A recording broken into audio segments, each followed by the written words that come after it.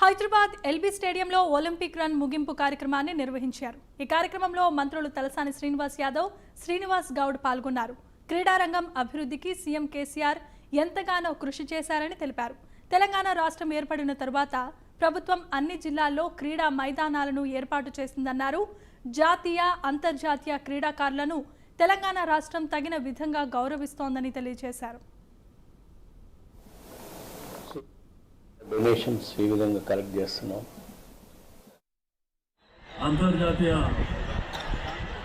Olympic run అనేది హైదరాబాద్ సిటీలో 17 సెంటర్ల నుంచి పెద్ద ఎత్తున మన స్టూడెంట్స్ కానివ్వండి, క్రీడాకారులు,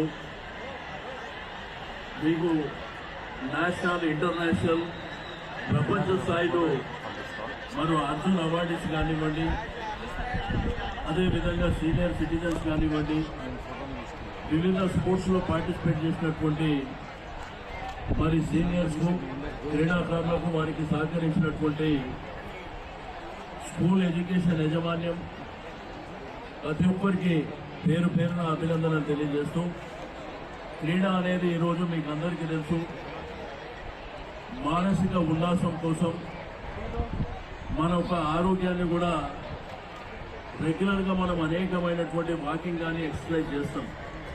బట్ దానికంటే క్రీడ అనేది ప్రధానమైనటువంటిది. మీకు చూస్తే కరోనా వైరస్లో కూడా ప్రపంచమంతా